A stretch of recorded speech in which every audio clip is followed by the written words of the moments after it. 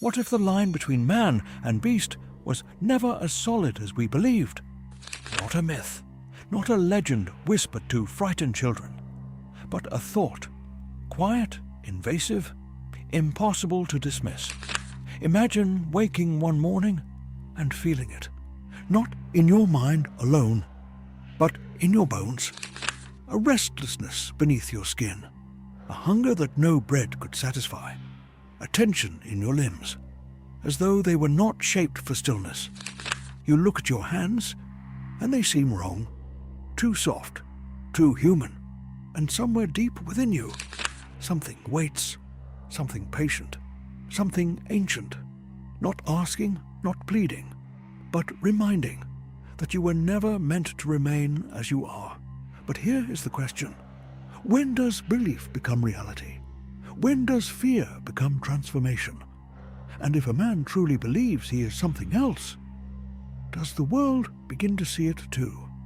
Before we uncover this unsettling story, welcome to Whispers of the Middle Ages, a place where forgotten fears take form again. We share daily strange and eerie stories from the medieval world, stories of minds unraveling, identities dissolving, and truths that refuse to stay buried. So, if you are drawn to the unknown, follow the channel. Because some stories were never meant to stay human. In a small village surrounded by dense forest, where the trees grew close together as though conspiring in silence, there lived a man named Lucien. He was known, not admired, not feared, simply known. A farmer, a solitary man, quiet but not unfriendly.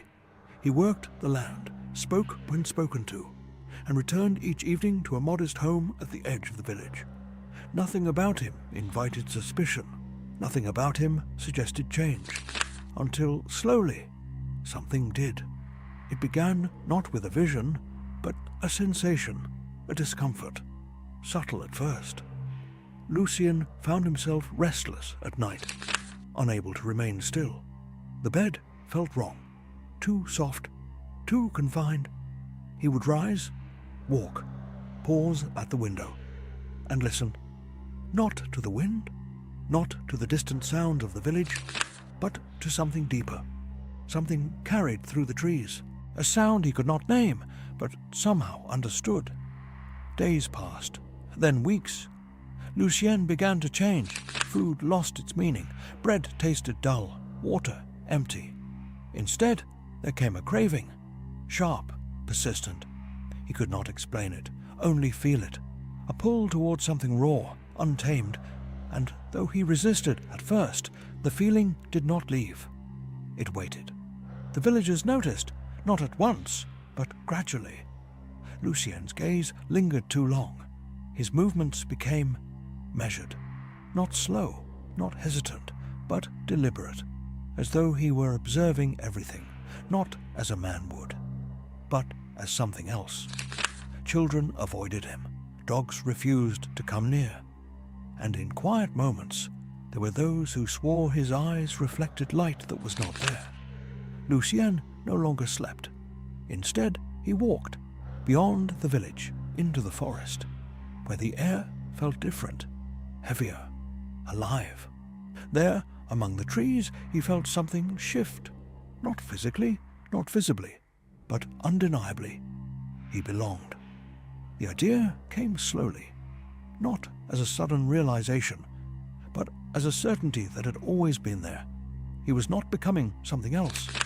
He had always been it. The man, the farmer, the life he lived. Those were the illusion. One night, Lucien stood before a basin of still water. He looked down. The face that stared back was his. And yet, it was not. The eyes seemed sharper, the expression unfamiliar. For a moment, just a moment, the reflection shifted. Not fully, not clearly, but enough. Enough for him to understand. Rumors spread. The forest was no longer entered lightly. Strange sounds were heard at night. Movement, watching. No attacks, no violence, only presence. And that was worse. Lucien stopped returning. His home stood empty, untouched, as though it had been abandoned not in haste, but indecision. And in the forest, something moved. Not a man, not entirely, but something that no longer belonged to the village. The question that remains: did he transform? Or did he simply remember what he had always been? And if the mind is powerful enough, could you convince yourself to become something else? Or worse, realize that you already are? Final line. Because sometimes the most terrifying transformations are not seen, only believed. Whispers of the Middle Ages, where the line between man and myth was never truly there.